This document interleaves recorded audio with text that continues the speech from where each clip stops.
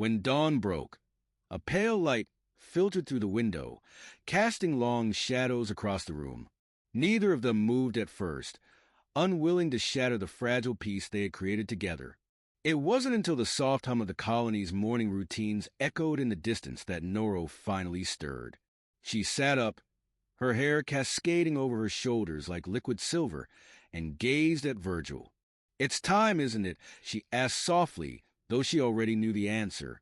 He nodded, swallowing the lump in his throat. "Yeah, it is." The farewell wasn't rushed. They dressed in silence, occasionally stealing glances at one another. Their eyes spoke volumes. Noro helped him with a small bag he carried, adjusting the strap on his shoulder with meticulous care. Anything to prolong the moment. As they walked to the shuttle bay, the corridors of the colony felt colder, emptier than before. Virgil noticed the way people looked at them, some with curiosity, others with quiet understanding. It seemed their bond hadn't gone unnoticed, though no one dared to comment. When they arrived, the shuttle was already waiting, its engines humming with readiness. Virgil turned to Noro, taking both her hands in his.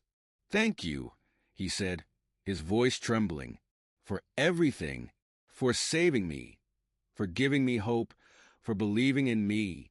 She squeezed his hands tightly. "Thank you for letting me see the best parts of humanity, Virgil. You reminded me why we fight for peace, why we try to bridge the gaps between our worlds." They stood there for a moment longer, the weight of unspoken words hanging between them. Finally, Noro leaned in and kissed him, a slow, lingering kiss that held all the love, pain, and promise they couldn't put into words. When the time came to board, Virgil forced himself to let go of her hand. He glanced back once before stepping inside, her figure standing tall and composed, even as her eyes glistened with unshed tears. The shuttle doors closed, and as the craft lifted off, Virgil pressed a hand against the small window. Noro's image grew smaller, but it remained vivid in his mind, a beacon of light against the backdrop of his uncertain future. He leaned back in his seat, the hum of the engines filling the silence around him. For the first time in weeks, he was completely alone with his thoughts. The stars outside the window blurred into streaks of light as the shuttle accelerated, pulling him further from the colony and closer to Earth. Virgil couldn't help but replay their final moments together in his mind. The warmth of her touch, the softness of her voice, the unyielding resolve in her eyes. It was as if every detail had been seared into his memory, a permanent mark left behind by someone he couldn't imagine forgetting. The shuttle's communication system crackled, breaking the stillness. A voice from the cockpit announced their approach to the orbital station, where Virgil would transfer to a transport bound for Earth. He sighed, the weight of his responsibilities pressing down on him once more. There was still so much work to do, so many stories to tell. But part of him feared that no words could ever truly capture what he had experienced on the colony or what he had found in Noro.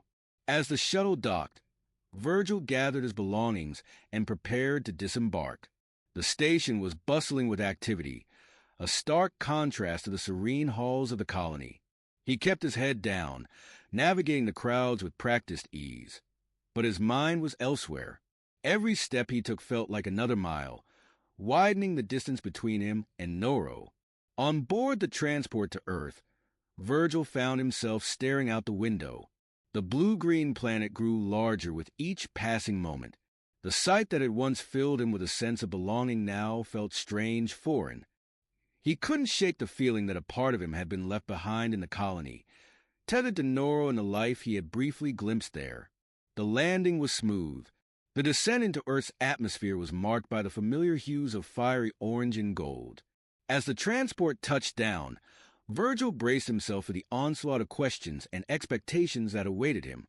His editor had already sent several messages, demanding updates on his report, eager to publish the first comprehensive account of the conflict from someone who had lived it. But as Virgil walked through the terminal, he felt a growing sense of disconnection. The bustling crowds, the chatter of hurried travelers, the advertisements flashing on the walls. It all seemed distant, like a scene from a life he no longer belonged to. His thoughts drifted back to Noro, to her quiet strength and the unspoken bond they had shared. Over the next few weeks, Virgil threw himself into his work, writing articles that painted a vivid picture of the war's complexities. He wrote about the advanced technology of the colony, the ideological chasm between the two worlds, and the resilience of the people caught in the crossfire. Yet, as he typed each word, he felt the weight of what he couldn't say, the personal journey that had reshaped his perspective, the connection that had given him hope amidst chaos. Late at night, when the world around him had settled into silence, Virgil would sit by his window, staring up at the stars. He often wondered if Nora was looking at the same expanse of sky, thinking of him as he thought of her. The distance between them felt insurmountable, yet he clung to the promise he had made to her, the promise to return. Days turned into weeks, and weeks into months. Life on Earth continued, but Virgil found himself drawn to every bit of news about the colony, every scrap of information that hinted at the possibility of reconciliation between the two worlds. He reached out to contacts, seeking ways to bridge the gap, to find a reason to return, not just as a journalist, but as a man with unfinished business in the stars. One evening, as Virgil reviewed his latest article, a message arrived on his secure terminal. The sender was anonymous, the subject line cryptic. From the colony, his heart raced as he opened it. The text was simple but unmistakable. Virgil, your story isn't over. Neither is ours. And the words ignited something within him, a spark of determination he hadn't felt since leaving the colony. He leaned back in his chair, a slow smile spreading across his face. Whatever it took, he would find his way back. The distance between them was vast, but their bond was stronger, and he knew deep in his heart that this was only the beginning of their story. When morning arrived, the faint glow of light streamed through the window, casting long shadows that stretched across the room. Neither Mason nor Dr. Sarah moved at first, reluctant to break the peaceful stillness they had shared in the night. It wasn't until the soft hum of the outpost's daily activities echoed in the distance that Sarah slowly stirred. She sat up, her silver hair flowing like a cascade of light, and looked at Mason. "It's time, isn't it?"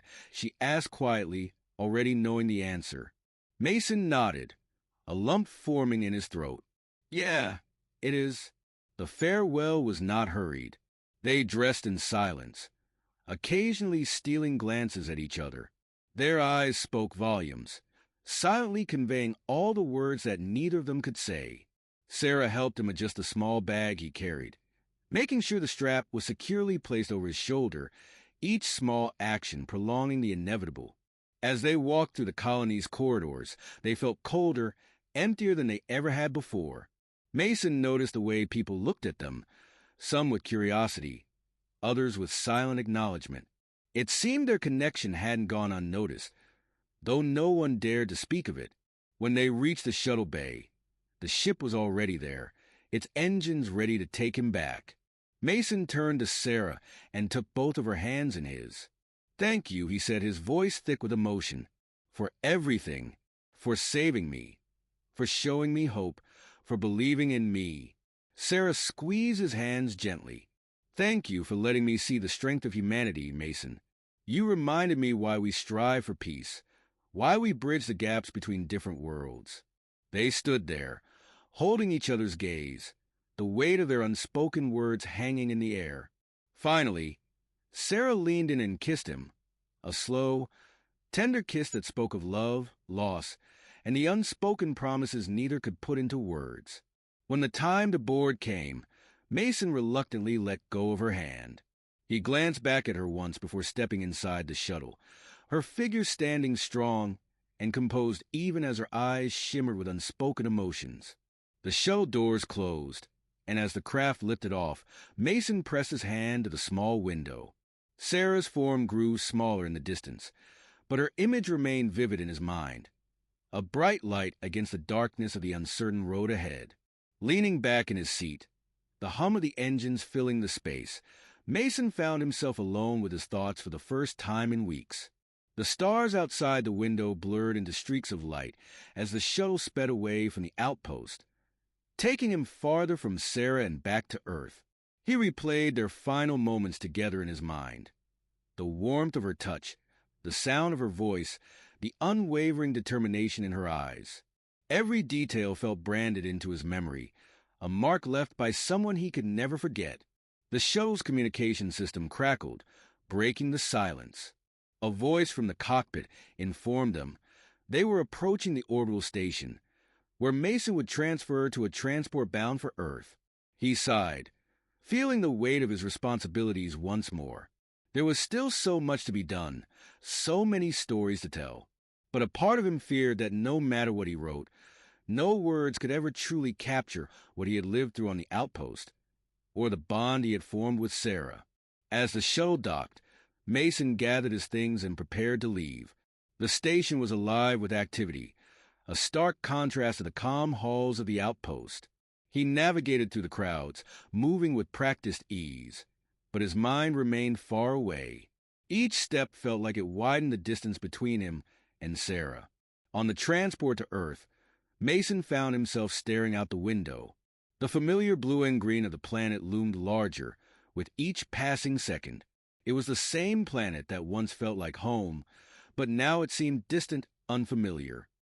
He couldn't shake the feeling that a piece of him remained on the outpost, tethered to Sarah and the brief life they had shared there.